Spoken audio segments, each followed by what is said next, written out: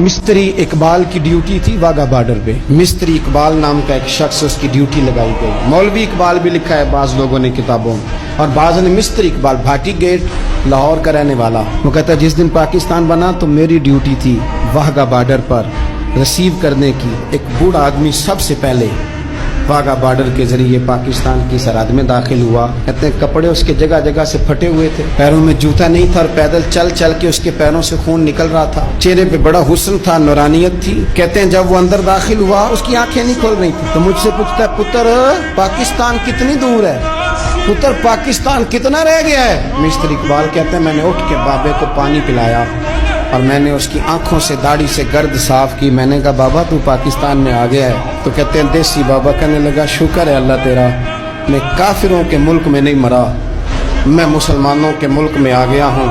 कहते हैं ये लफ्ज कह के उसने ऊंची आवाज में ला इलाहा इल्लल्लाह मुहम्मद रसूलुल्लाह पढ़ा और उसकी रूह परवाज कर दी। इन जज्बों के नीचे ये वतन बना है, इन जज्बों के नीचे, इन जज्बों के नीचे। अल्लाह तेरा शुक्र है, तेरा शुक्र है, मैं अपने वतन में आ गया, अपनी जमीन पे मरूंगा, इसी जमीन पे उठूंगा, ये मेरी धरती है। उब्बुल वतन मिनल ईमान।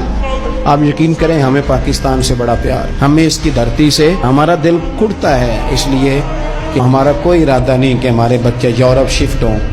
हमें एक मिनट के लिए भी किसी और मुल्क का पासपोर्ट नहीं चाहिए। ये हमारा वतन है, हम इस वतन में बसेंगे, हमारी नस्लें रहेंगी, लेकिन शर्त यह है कि इस वतन में रसूलुल्लाह के निज़ाम का झंडा बुलंद किया जाए। सारे कोशिश करें, ये जब आते हैं ना आपके पास वोट लेने के लिए तो इनसे कहा करें, इनसे बात किया करें कि जरा बताओ पाकिस्तान का मतलब क्या। ये कोई सियासी जमात अब नारा लगाती है, कुछ कहते हैं हम करप्शन जो है वो पकड़ेंगे, और कोई कहते हैं जी हम फलानी शह बचाएंगे। ये नारा क्यों नहीं लगाते?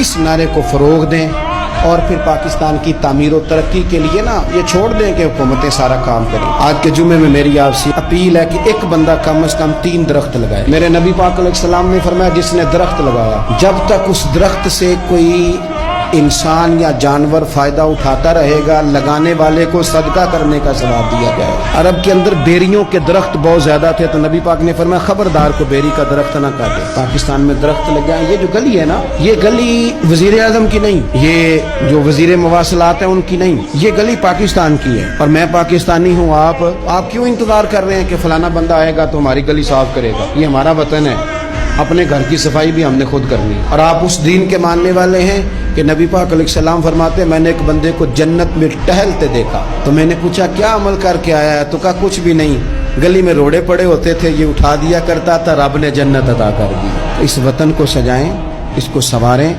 बच्चों को पढ़ाने में मेहनत करें। अगर मेरा नालायक बच्चा नहीं ना पढ़ रहा तो मैं देखूं कि जो लायक बच्चा पानी बेचता है ना बस के पीछे, उसका खर्चा उठा लूं, वो पड़ जाए। ये जो 10-15 हजार आप किसी की मदद करते हैं, इससे बंदे भिखारी बनते हैं। मांगने का रिवाज फरोग पाता है। ये देह में मना नहीं करता, लेकिन असल काम ये है कि उस बंदे को भिखारी ना बनाएं, उसे कारोबारी बनाएं, उसे मेहनत सिखाएं ताकि वो कुछ करने लग जाए।